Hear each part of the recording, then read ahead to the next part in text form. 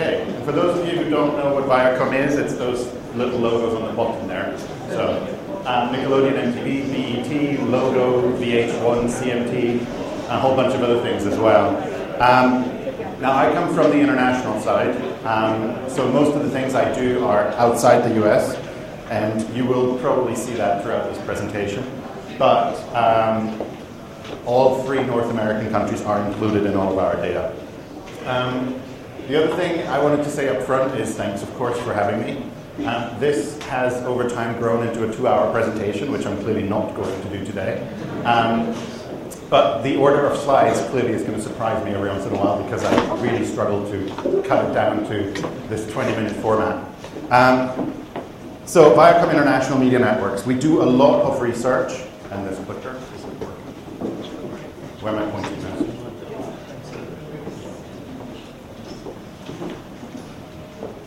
It's not on. Okay, so we do a lot of research around the world, and this really is what we found to be the first truly global exploration of millennials. A lot of people do research around the world, a lot of people do research into millennials, not a lot of people do research into millennials all over the place. And by the way, for those of you who may not be familiar with the term millennials, although in this forum I would expect you to be, that's the same thing as Generation Y. Some people still call them echo boomers and a whole lot of other things, but it's basically that same generation. We really wanted to analyze the similarities and the differences between various countries within that generation. And of course, we're building on significant heritage. We've done this for a very long time, so much so that for this particular piece, we have the luxury of comparing some numbers to something we did in 2006. And you'll see some comparisons of what's changed over those 6 years.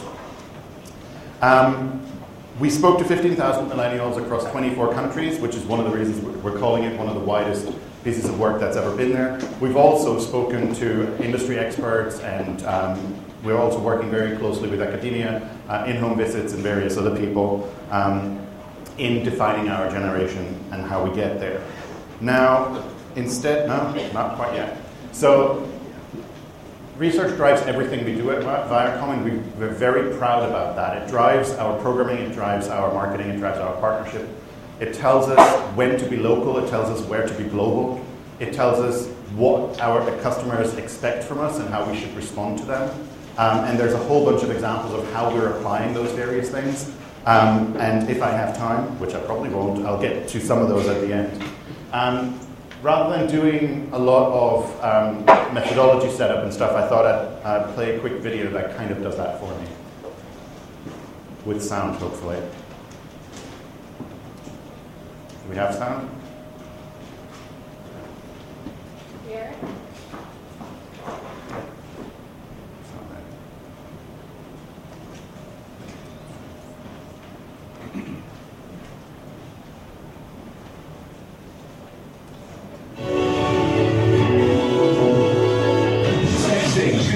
Downloading Big Brother, X Factor, Jersey Shore, the smartphone, the iPod, the iPad. Has the world gone gaga? These are the iconic breakthroughs of a new generation, the millennial generation.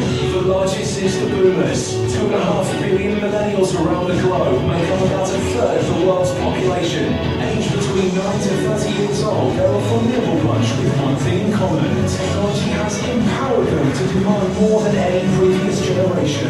They are better educated, more ambitious, more connected than ever.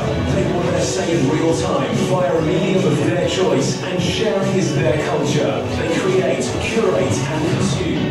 In 2012, Viacom International Media Networks commissioned an in-depth global study unprecedented in scale. It included 24 countries through 19 different time zones. Our goal, to dive into the millennial mind, unravel their feelings, and discover the next norm.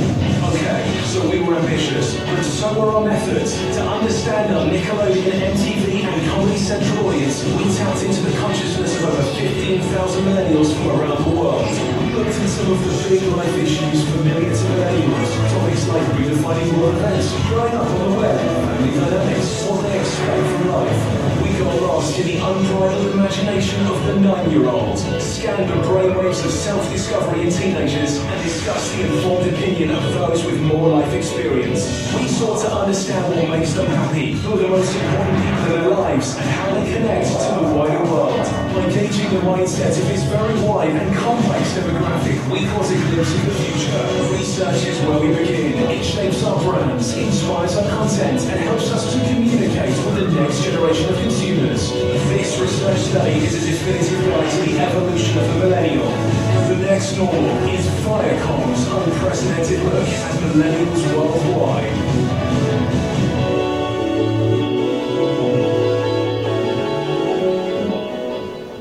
As you will have heard there, we're defining millennials as the 9 to 30-year-olds. Now, the upper age limit of 30 is pretty much undisputed. Everybody's using that. 9 years is a bit younger than some other people are using it, and we have a very specific reason for it, which I can tell you some other time. But let's for once go with this definition. So by this definition of 9 to 30-year-olds, how many millennials do we have in the room? Okay, gotta be careful. How many people have kids in that age range? Okay, that's the other half. And anybody who has kids in the 0 to 8 age range? Okay. Post-millennials, because for lack of a better name, they are... Anyway, sorry, no. Sticking with my 20 minutes. Right, so in these 20 years that millennials span, a lot of things have changed. The early millennials were born into an era of Reagan, Gorbachev, and the Cold War. We're now in a time of Putin, Obama, and the war on terror. And that is a significant difference. In terms of entertainment, we've gone from a very young Madonna to Lady Gaga, and from the New Kids on the Block to my personal friend Justin Bieber. And on top of that, of course, the evolutions that we've gone through in terms of technology, some of you might remember those clunky boxes that some of us used to have on our desks that we used to call computers. Now everybody's walking around with some sort of touchscreen in their pocket. And then apply that to the economy, and you look at a time of growth, or at least stability, pretty much around the world, has now turned into a time of crisis. And with that, guarantees have disappeared, and we're entering an era of hope. Still hopeful, but it's not guaranteed anymore. So there's a lot of things that have changed, and really we wanted to understand what made this generation who they are, what are the most important things that have formed them. And in order to do that, we asked a bunch of questions, and what I'm going to do in a typical music channel fashion is I'm going to do a reverse countdown now of the 3 biggest types of events that influenced millennials around the world and made them who they are. Starting with number 3, natural disasters. Natural disasters really starting in 2004 with the tsunami in the Indian Ocean on Thailand. From that point on, natural disasters have started to become an incredibly important thing in the minds of millennials. Part of that was because the sheer number of people that were impacted. Part of it was also because the number of nationalities that were impacted. And that's why it was on the news in so many more places for so much longer. And that really fostered that awareness. What's happened since then is a disaster in Haiti, a disaster in Japan, and all of those things have become incredibly important and impactful. Now, the really interesting thing about this is that to understand or to feel an emotion for a natural disaster, all you need to do is see a visual. And with 24-hour news, that's what you do quite a lot. Everybody knows what an earthquake is. Everybody knows what wildfires are or floodings are, and everybody knows by now what a tsunami is as well. So it provokes this immediate reaction, and of course, the sympathy that follows that. Number 2, we're moving from natural disasters to man-made disasters, otherwise known as terrorism. And we're seeing there very much strongly still 9/11 playing a role on a global level. But what was quite surprising to me was that only a couple of percentage points below that on the global level was a disaster I didn't expect to have such wide-ranging impact, and that was the shooting of young people at a summer camp in Oslo a couple of summers ago. I expected that to have an impact in Europe, certainly in Northern Europe, but not really so much beyond that. But it really has, and part of the reason for why is because it's people like me. So it's my age group, and it's in Oslo, where Norway, nobody's ever really hearing about it, and if it happens there, it can happen anywhere. Before I go to number 1, a quick side note on technology, and this is a bit difficult sometimes. What we really found is that technology is not one of the defining factors for this generation.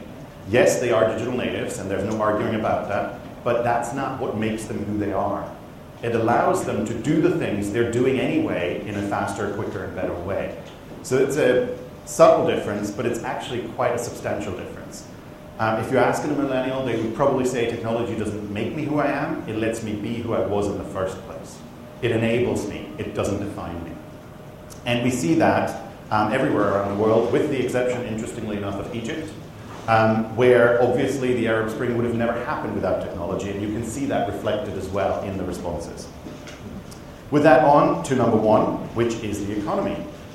Believe it or not, the economy is the most important thing shaping millennials around the world. And you would expect that certainly in Southern Europe, where we had Spain, Greece, and Italy in there, and numbers were well above the 85% mark. In the US, it was in the high 70s. But even in countries that have been relatively unscathed by this economic, whatever situation, disaster, whatever you want to call it, like Australia, where we're happily digging things up out of the ground and selling it on the open market, 60% of millennials feel personally impacted by the global economic crisis as an abstract. And that really tells you something. And it becomes even stronger when you then look at, well, okay, so we give you powers, special powers. What is the one thing you want to solve? The number one thing is unemployment, and the number three thing is the global economic crisis. So not only are 2 out of the top 3 those things that have to do with the economy, on top of that, I've done this for many years. This is the first time I see anything at the top that isn't world hunger or poverty or something in that realm. So something substantially has changed within millennials. And one of the expressions is also that the number of kids who believe that they will be better off than their parents has drastically reduced. This is one of the charts I have to take out, I think. But despite all of that, lots of negativity, despite all of that, they are very happy. Millennials continuously show this superhuman way of being happy in the face of adversity. 3/4 of them consider themselves to be very happy, to be precise. The happiest are in Latin America. And then countries that you're not seeing are somewhere around the global average. The unhappiest or the least happy are in Egypt and then in Japan for very different reasons. Egypt, partly because that country has gone through a lot of change and we don't really know yet what's going to come out of it at the end. And Japan, not ever been the happiest country in the world, but also on top of that, you have that natural disaster that spurred nuclear disaster and an economic disaster, which the country is still recovering from significantly. So what makes you happy? And this is something that we found with incredible consistency across the world. Overall, by the way, I should say, the reason I can present this is because we found a lot more similarities between countries than we found differences. So we didn't actively try and make this average. It really came out that way. Spending time with friends and family is the number one thing that makes millennials happy in this world. And a quick side note on that. What family is, so the shape of the family is changing. We have a lot more single parents. We have a lot more combination parents. The Germans have come up with a fabulous word called the patchwork family. Family stitched together of leftovers from some other families. And so you have you have same-sex couples having kids. You have a lot more fostering, a lot more adoption. You have grandparents raising kids. So the shape of family is changing, but the concept of it isn't. It's incredibly important to millennials and their parents to spend time together. And then on top of that, we have holiday and relaxation, holiday and vacation, fun and relaxation, and also being successful. And being successful is another one of those things that is very odd sometimes because you don't really know what success means. And again, we looked into that, and guess what? Being part of a happy family also makes you successful. So you're really seeing that triangle working between happiness, success, and the family that really underpins them all. So being part of a loving family is a key sign of success, and spending time with family is one of the top drivers of happiness. And I'm finally getting to the social media aspect of this whole thing. I feel like I'm doing a bit of setup for everybody else.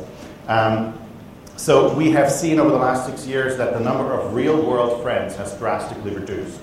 So the number of best friends is pretty much the same, but other real-world friends have shrunk from 39 to 22. And this is within the countries that we did both years. At the same time, of course, you're seeing that the online contacts are skyrocketing. And as I said earlier, millennials don't define friendship by offline or online, so we had to be a bit tricky in how we asked that question. So this number for online friends, we've asked as people you consider to be friends, but have never met in person. So that's what these online friends are. And those are going up there. And then on top of that, you have the online contacts of 214. And remember, this includes 9-year-olds. So you take out the younger end, and that's going to go up even higher. And how do they communicate in this new world? Well, obviously, digital communication is a massive part in that. And you see here that 68% of even the 9 to 14-year-olds use email or have that. 60% of them have social media accounts, despite the fact that you're not supposed to sign up until you're 13. By the age of 15, they're pretty much, I was going to say bottoming out, but it's the opposite, so topping out, at how much they communicate. They have their first social media account at 11. And by the age of 15, they have 3. And obviously, they agree massively with the statement that this helps in keeping my friendships alive.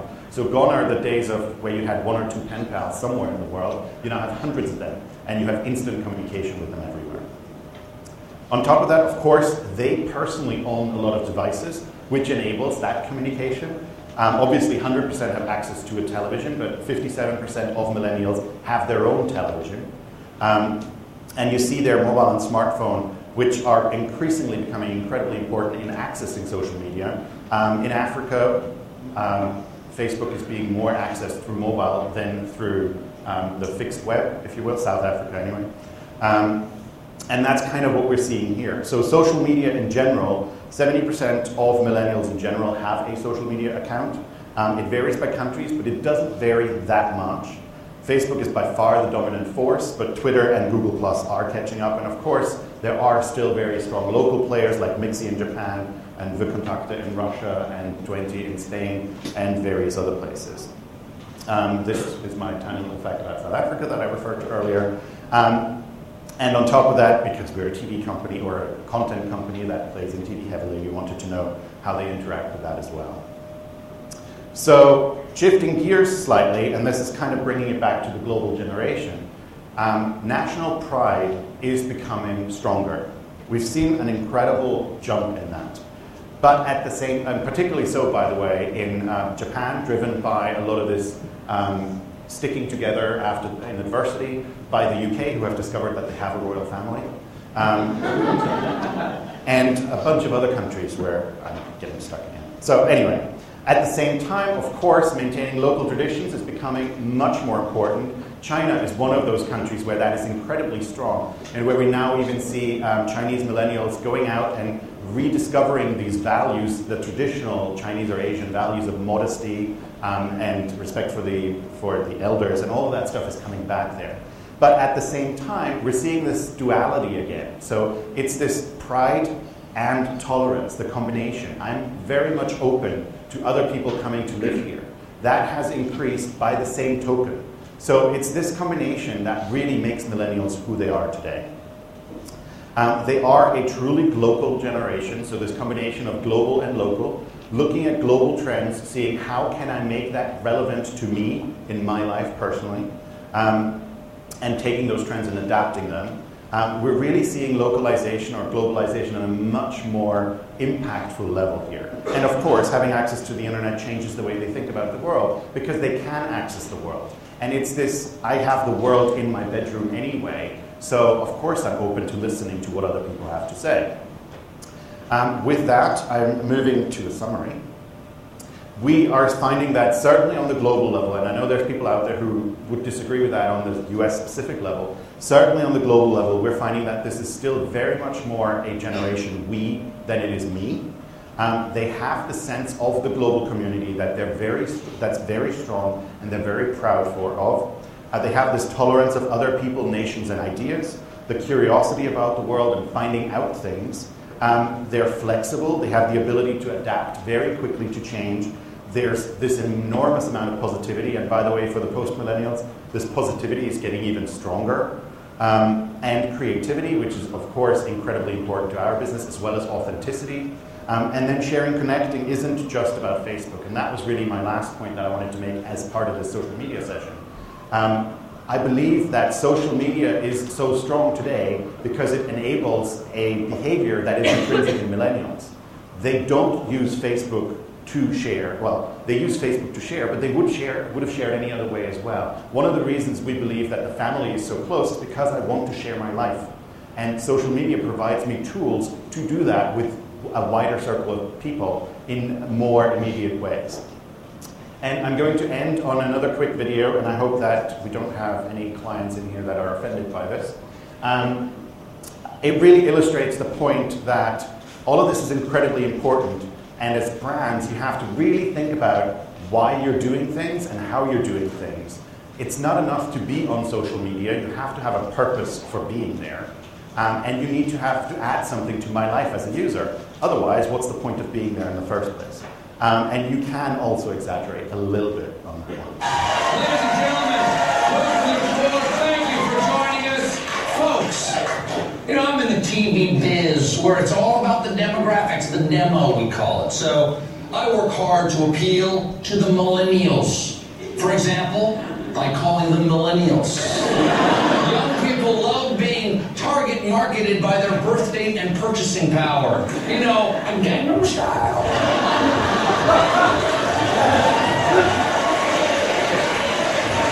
No idea what that means, but they eat it up. That's why I stay up on all the hottest millennial trends. And right now, there is nothing 18 to 34-year-old upper middle income kids love more than soup, playa. You need proof? Well, let me school you on America's hottest liquid food trend, Campbell's Go. The new youth-skewing line of soups made especially for millennials. That's right. Every American generation is defined by one thing. The greatest generation stopped Hitler. The baby boomers stopped the Vietnam War. And this generation will go down in history for demanding different soup. According to the company, Campbell's Go is a new line of soups designed for people like us. Fun, busy, youngish. Folks, I think this marketing campaign is great-ish. You're saying, hey, these new cans of soup can't get any more dope.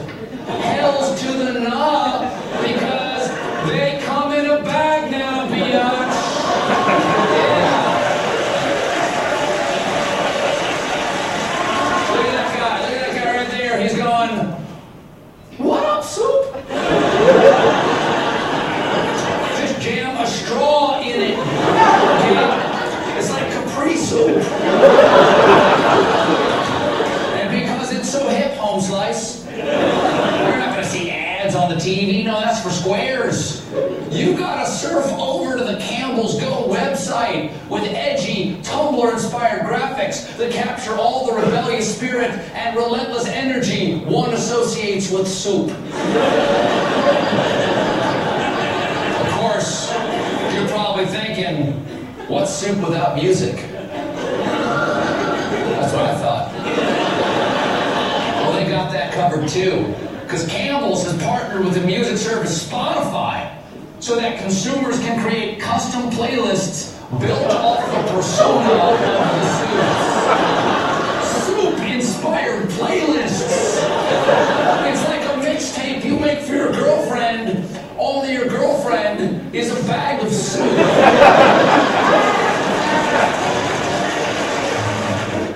And that's it. Thank you very much.